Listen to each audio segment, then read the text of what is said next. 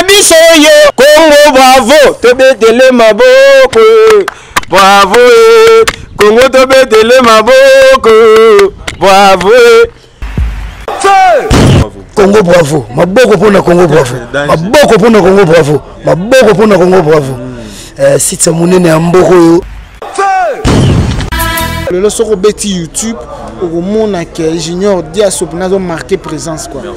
Donc va de l'avant, travaille, nzamba ebinzela wa memayo. Shalom, shalom, Nabino Sobozo Nabiso à partir de la chaîne Nabino Bravo Congo TV. Nzambe Nanga Pambo Labino, c'est votre serviteur le révérend Paul Pandi. C'est avec le même plaisir qu'on a retrouvé dans l'espace où il y a prédication. Tokobon de l'avant, to banda partage la parole en Nzambe. Kolo to tiki bon na maboko na yo molu mon santu to lingi to travailler na yo elongo. Yonde motei par excellence. Le kana côté abisso, le kana kolobela biso, éclairer moko na biso. Nanzela lobana yo to trouver ba solution ba problème na biso. Et comment mi bokoye ba solo sole ko kango la bino. Tika vérité qu'on a la proclamer et kango la bato belé. Te promettre qu'on peut saluer toute la gloire au nom de Jésus. Amen. Toko lobela na thème ya sika. Annuler le décret satanique. Annuler le décret satanique. Tozu yango na Ésaïe chapitre 10 verset 1 à 4. Na kotanga na kombo na Yesu. Malheur à ceux qui prononcent des ordonnances iniques, à ceux qui transcrivent des arrêts injustes, pour refuser justice aux pauvres et ravir leurs droits aux malheureux de mon peuple, pour faire des veuves leur proie et des orphelins leur butin. Que ferez-vous au jour du châtiment? De la ruine qui du lointain fondra sur vous. Vers qui fuirez-vous pour avoir du secours? Où laisserez-vous votre gloire?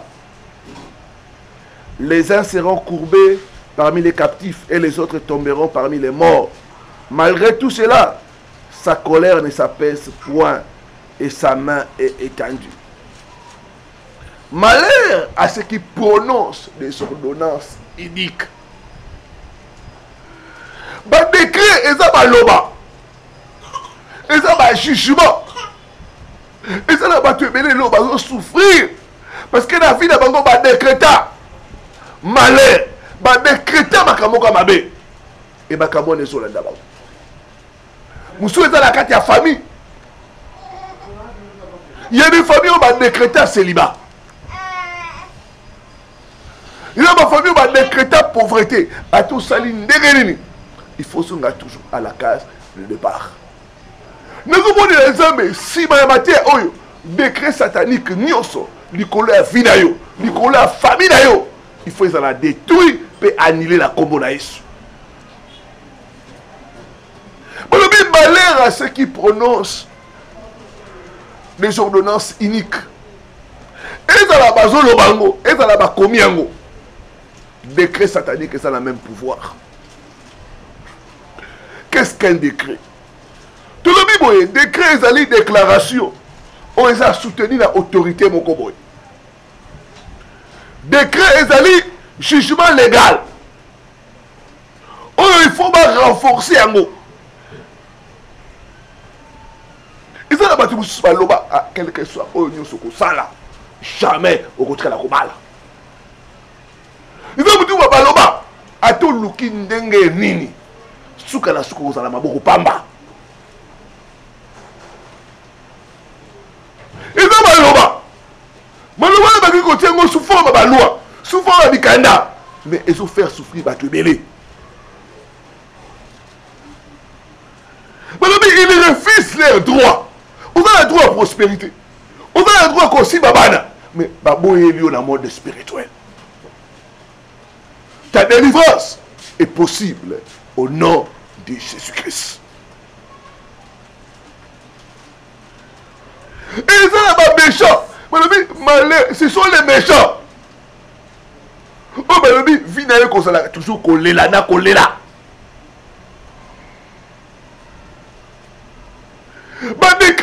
mutu moko ta ko salisa yo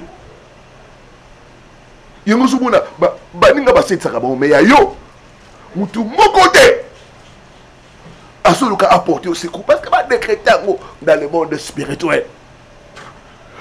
Ta délivrance est possible au nom de Jésus-Christ.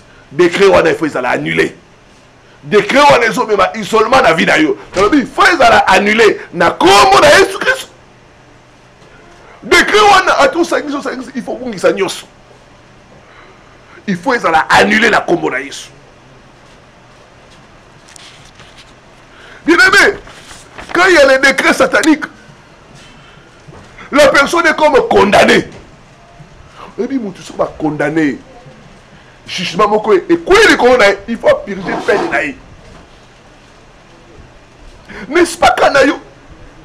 Tu vis sous des condamnations. Échec. N'a pas fait. On peut entreprendre, toujours échec. On peut mettre tout, échec. Tout changer, échec. Dans le condamnation, on fait annuler la communauté. Il n'y a plus de condamnation pour ceux qui sont en Christ Jésus. Mon frère, par vous, on mis sur d'ailleurs. Et ça, tout bas. Tout les bateaux pour dire ça va esprit wana. On est condamné sur la célibat. On est condamné sur l'échec. On est condamné sur la pauvreté. Au nom de Jésus-Christ.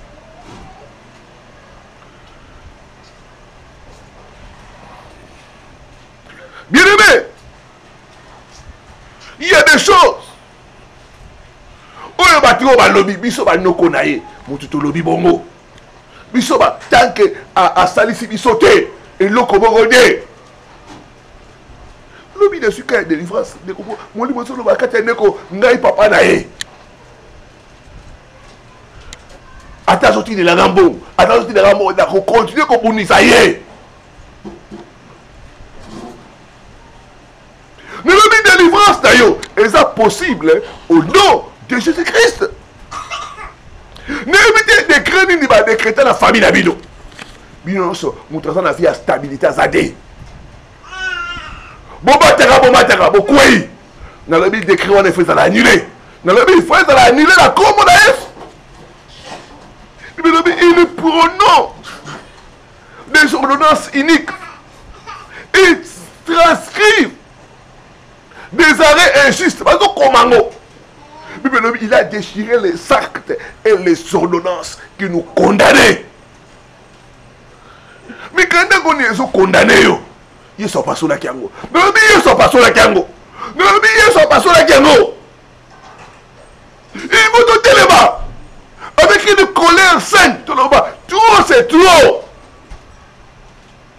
Décrit on a fait à annuler la communauté. Bon, c'est que la passe nayo. Nous avons confondre la communauté. Nous avons confondre la communauté. Biso toza ba noko na ye ata akoti wapi lokuta akobima bisika to tia aider na lobi bakosi na lobi bakosi nzambe na ko teleba bona kana yo akoteleba po annuler décret wana ozo kamisala mais où belaka na misala wana te décret wana so na malade lelo en bonne santé lobi malade ba malade bizarre lo mana so tulayo. Dans le but de créer, il faut annuler la communauté. Il faut annuler la communauté. Mais Pharaon a décrété une destruction. Il y a ma premier-né. Nyoso, le mal. Dans Israël. Mais tant qu'on va intervenir, décret on est qui annulé. On a son ensemble intervenir dans Canaïo.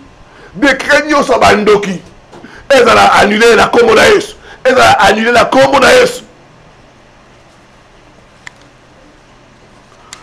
Tout côté là, ma conséquence, ni ba décret satanique que son mon avis à battre. Conséquence à Liboso, tant qu'on monte à souffrir là, ba décret satanique, tout qu'on remarque dans la vie naïe, un grand retard. Tout comme on a ba domaine belé, de quoi on a couvert un retard. Et ça là ba domaine est-il? Akoba na ba étude na batu mususu ba silisa mais ya konyaka kutanga ti ya ko abandonner. Il y aura le retard. Que dans le domaine des mariages, tout comme on a montré dans la décret satanique, retard et causala, 35 ans, 40 ans, toujours seul. 50 ans. On passe dans ce monde à moi, c'est au balade. Yo, 50 ans, 55 ans, on a moi idée. Pourquoi? Parce qu'il y a un décret où ils ont retardé. Yo. Oh, décret satanique, ils ont retardé. Nani la ngona komona yesu. Nani la ngona komona yesu. Et ça n'a pas fait. Moutou la c'est décret satanique. Tu peux remarquer retard. On va dire que on va faire. Mais comment musica? Mais on ça la caca, on tourner quand on sur place. Dans le but décret satanique, on a nani la ngona komona yesu. Nani la ngona komona yesu. Quand il y a les décrets sataniques, et le coup, tu vas se trouver facile, et pas des recours difficiles. Ne voyez comment on a une promesse. Donc, on a balouki. Abosani, parce que vous en avez un décret satanique. Dans le but décret satanique, il faut annuler la commodaïs. Il faut annuler la commodaïs. Et vous pouvez les si matière, vous allez libérer. Na comment na Yesu Christ. Yo ça déjà touché soit contact na biso. Na WhatsApp to na imo benga biso. To ko sunga yo. To ko mi na processus ya délivrance. Plus 243 82 260 87 93. Plus 243 82 260 87 93. Ta délivrance est possible au nom de Jésus-Christ. Pourquoi souffrir alors que la solution est près de toi? Fais comme les autres. Fais le pas de la foi. Tu ne vas pas connaître pour la délivrance. Et ça, tu as quoi des missions? Ça va libérer dans le décret satanique. Dans la parole, dans la famille. Attends, voyager. Et là, comment on va longuer de la carte? N'est-ce pas comment vous vivez? Donc, un retard dans ma bacamunios à cause des décrets sataniques. Tu remarques freinage dans la vie à Moutouane. Tu remarques ralentissement. Tu remarques onction à torti. Donc, tamboula malembe. Dans le but, il faut essayer la vie na combo na Yesu. Dans le but, il faut essayer la vie na combo na Yesu. Dans le but, vous connaîtrez la vérité. Et la vérité vous affranchira. Deuxième chose que vous remarquez, nous avons un décret satanique. Tu remarquez que la personne sera poursuivie par les malheurs de toutes sortes, les problèmes ou les situations que l'on ne veut pas. Tu vous remarqué que les malheurs sont là. La situation où ils ont imité, où ils ont lingité, ils sont comme la caillou. Quelque part, il y a un décret satanique. Quelque part, ça va trouver sangana, loba. Il faut te tellement la prière. Tu crois que ça va cambouana. Alors, le bonheur et la grâce doivent nous accompagner. Mais il y a un problème de l'andakayo. On change de ville. Mais il y a un problème de ce qu'on y a. C'est spirituel. C'est dans le monde spirituel que nous devons combattre ces forces au nom de Jésus. Oh malheur nous sommes landayo à cause d'un décret satanique. Na annulé un décret on a commodaïs. Na annulé un décret on a commodaïs. Non, si quand il commence à passer, on a sepé la carte dans Ngamukie. Après, on a sauvé sur la carte de départ. On a sepé la carte dans Ngamukie. N'est-ce pas quand d'ailleurs on sepé la carte dans Ngamukie après ma problème est son nice. Ne le dit que délivrance d'ailleurs est possible au nom de Jésus. Pour vous avoir mis sur tout est dans le sang, tout le calzambe. En fait que tout renversé, on a quoi renversé, tout annulé, on a quoi annulé. En fait que vous êtes libre dans le combo d'Aïs. Je dis que tu as droit à la délivrance. Ma soeur, tu as droit à la délivrance. La délivrance, ce n'est pas des enfants.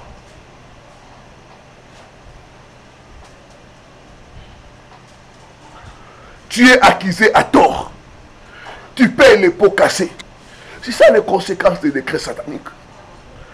Troisième chose que vous remarquez, na vie ndeko wana za sa ba décret satanique. Vie spirituelle à ndeko wana et qu'on la caractérisée par les hauts et les bas. Via komata kokoya. Vie spirituelle là et qu'on la vie moko ya les hauts et les bas. Instabilité spirituelle. Ndeko wana sa ba décret satanique. Bala ba ndeko ba chez dans l'église. Parce que là ba pasteur. Ah na longo na komi awa. Parce que les décrets sataniques ils ont réclamé. Problème de ça va passer, et ça délivrance. Tu dois chercher la délivrance, mon frère, ma soeur. Quand quelqu'un est sous les décrets sataniques, il ne va pas avancer dans les choses spirituelles. Il faut que tu vas passer par fermissement. Parce que là, c'est un décret satanique. Oh, décret satanique, nous sommes dans la vie spirituelle. Nani lango la kombo na Yesu. Nani lango la kombo na Yesu.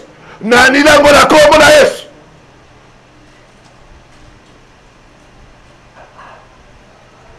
Ndeko wana na bassin ba décret satanique à qu'on trouver difficile ya ko gêner. Wala ndeko bakata ka baje. Oh passer la jeda mingi, la jeda ka souté. Wala ndeko mo na prier ko ba kilo. Pour les pour pas soyez malade. Ah tout ce cas de délivrance beaucoup ba délivrance loba. Beaucoup ta oh afaka na vie à prier à malongate. Décret satanique nous sommes que ça compte à la profondeur. Il y a prière pour sa délivrance d'ailleurs. Nani lango na kombo na Yesu. Nani lango na kombo na Yesu. Na kolobe la sikoyo comment annuler les décrets sataniques? Comment révoquer les décrets sataniques? Comment? Dans le comment, dans le premier point pour annuler les décrets sataniques, demander l'intervention de Dieu. Bien-aimé, quand Dieu intervient, il change les décrets sataniques. Atabaloma famille ou tabalonga ko bibate. Tant que vous avez besoin d'intervenir, ils ont changé un mot.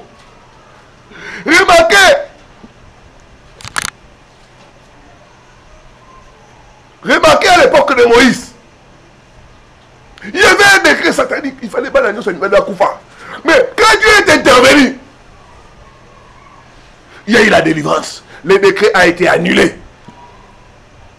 Remarquez à l'époque Esther, quand il y a eu l'intervention de Dieu, le décret satanique a été annulé. Oh, on a ensemble côté de intervenir dans la vie de la combo naïs. Décret satanique on a annulé la combo naïs. Décret satanique on a condamné la pauvreté. Dans le bien qu'on a annulé la combo naïs. La Bible dit quand Dieu se lève, ses ennemis se dispersent. C'est bien ça y a tellement. Il y a intervenir. Quand Dieu intervient, il change les décrets, il change les lois. Fabio va pas la rater. Tant que nous avons intervenu dans les côtés. Fabio va condamner notre chômage. Tant que nous avons intervenu à changer décret. Tu vas comme il ça là. Mais quand maman là, mais comme la famille. Au nom de Jésus-Christ. Deuxième chose, pour changer ma décret satanique, la prière et les chaînes. Tout le monde, la vie Esther, il y avait un décret de mort. Et ça va fallu me décréter à l'Iwa. Mais toi, à un certain âge, il faut pas koufa. Mais quand maman là, ils ont koufa dans la famille. Le cas d'Esther, c'était aussi comme ça. On a décrété la mort. Et il était Esther dans la Yokiango. Ma Bible me dit, Esther est entrée dans les chaînes et prières. Pendant 3 jours, elle et ses servantes et tout le peuple ont commencé à chaîner, à chercher Dieu. Nous avons quoi ça décret? Nous avons quoi ça décret? Nous avons quoi ça décret? Nous avons quoi ça décret? Nous avons détruit plein à Mouini. Détruire les décrets aux animaux de la famille. Ils sont sur la carte de la pauvreté. Ils sont sur la carte de la maladie. Nous avons quoi ça décret? Nous avons carte de jeûne de prière. Ils ont réussi à renverser les décrets sataniques. Découlanga, je suis désolé. Toi qui n'aimes pas les jeûnes et la prière, tu ne peux pas vaincre les décrets sataniques. Tu ne peux pas révoquer cela. Il faut une vie de prière soutenue par les chaînes pour vaincre les décrets sataniques. Jésus a dit cette espèce ne sort que par la prière et par les chaînes. Oh, na somo na ba décret wana kokwea na kombo na Yesu. Décret wana eso kwea na kombo na Yesu. Décret wana ba décréta yo ba ko salisa yo te. Au moins na pas si muta ko sunga za la kade parce que ba décréta bo sunga ete. Décret wana kokwea na kombo na Yesu. Dans le but décret wana e kokwea na kombo na Yesu. Les chaînes et la prière. Et c'est important pour annuler le décret contraire. Et nous on dit aussi mon exact contraire. Décréter dans le monde spirituel. Dans la vie, dans la famille.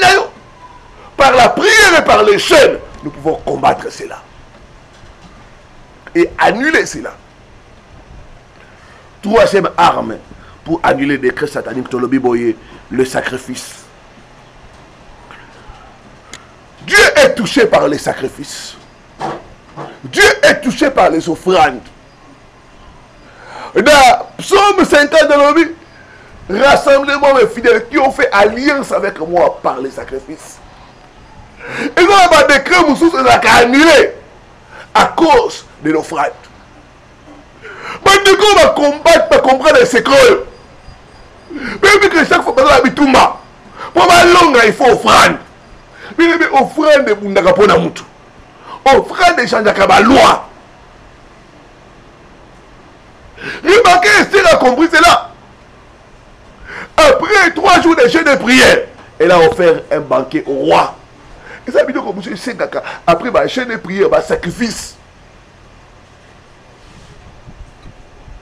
Offrande de Kobundi la Ponayo.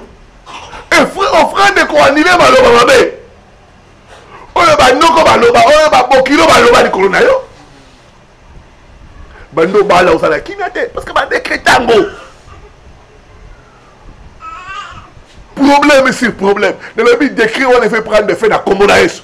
Décret on fait prendre de fait na kombo na Yesu.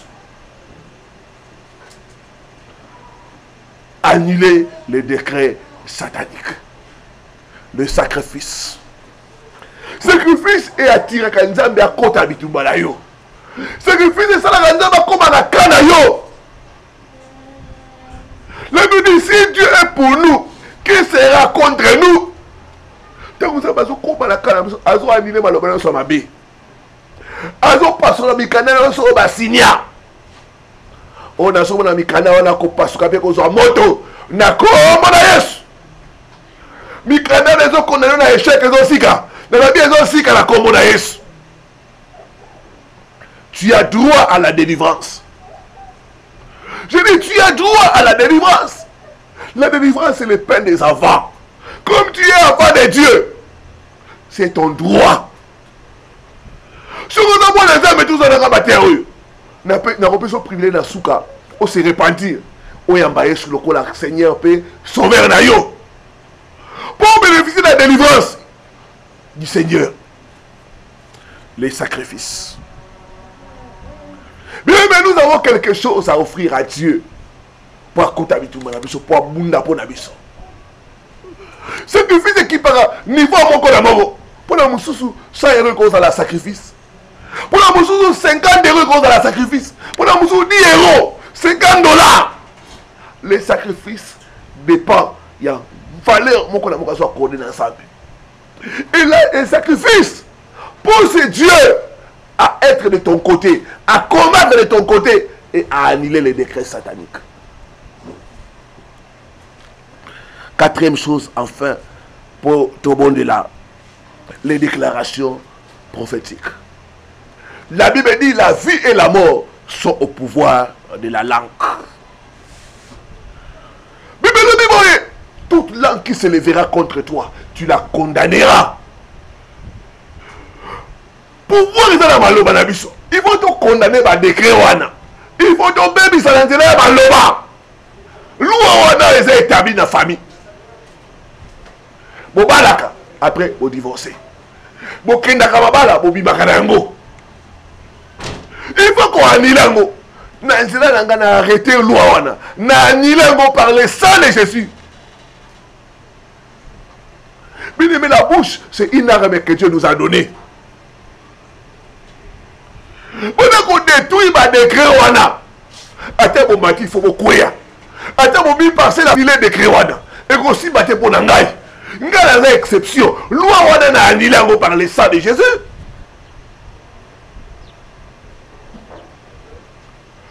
Loi dit va décréter la famille d'Abin. Pendant qu'on annule par les déclarations prophétiques. Alors nous serrons la tête et nous la queue. Loi échec le colo d'angai. Na nilango la combo na Yesu.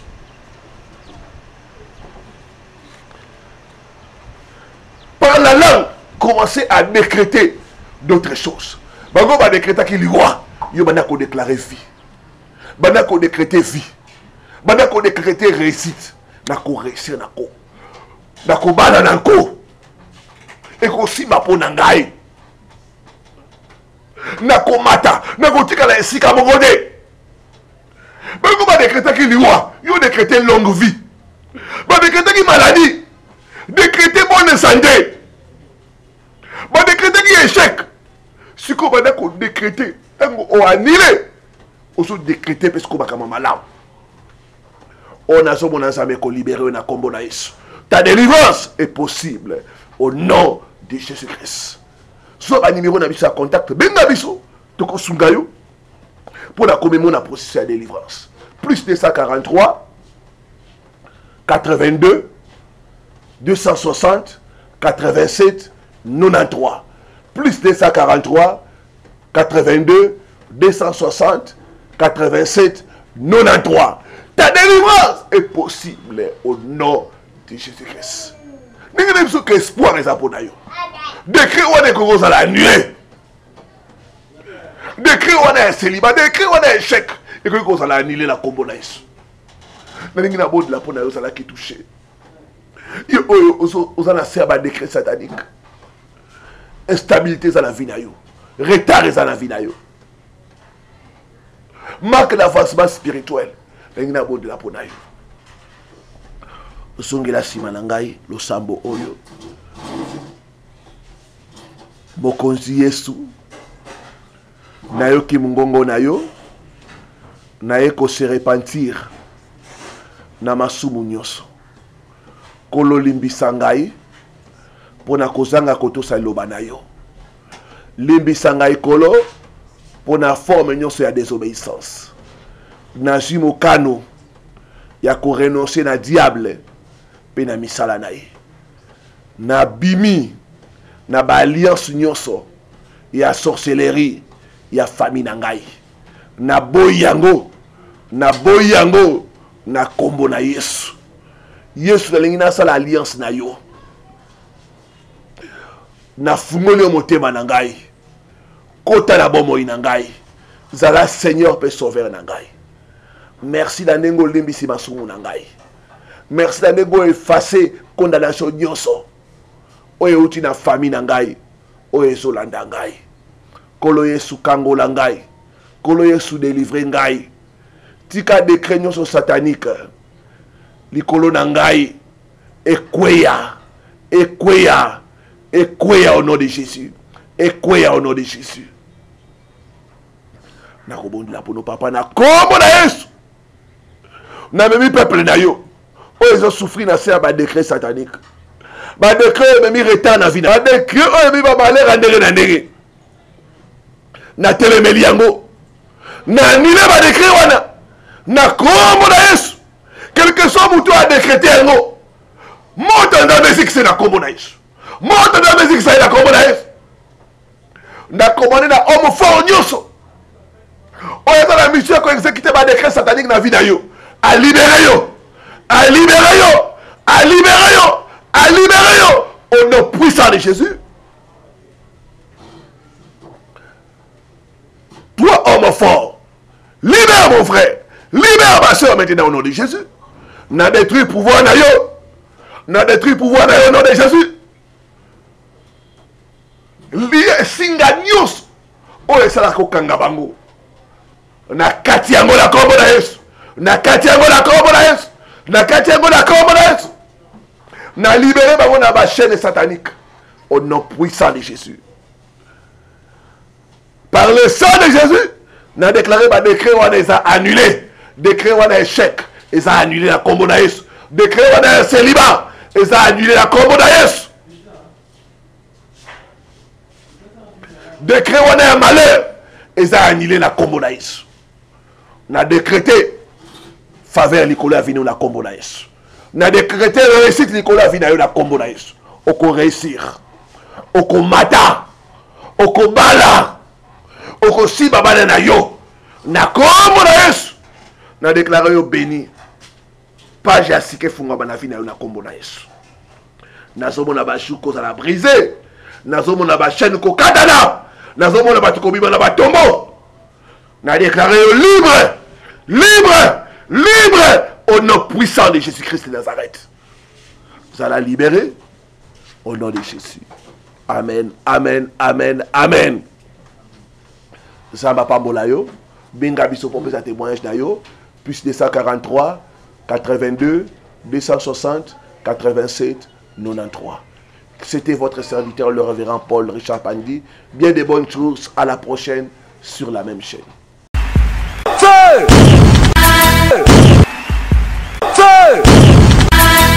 Cholitanga le grand caméraman du monde. Siti na biso yo Congo bravo tobetele maboko. Bravo Congo tobetele maboko. Bravo Congo bravo. Maboko pour na Congo bravo. Maboko pour na Congo bravo. Maboko pour na Congo bravo. Siti munene ya mboko yo. Le lorsque on bêtit YouTube, au monde que Junior Diasop n'a pas marqué présence quoi. Donc va de l'avant, travaille, Nzamba et Binzela au Memayo.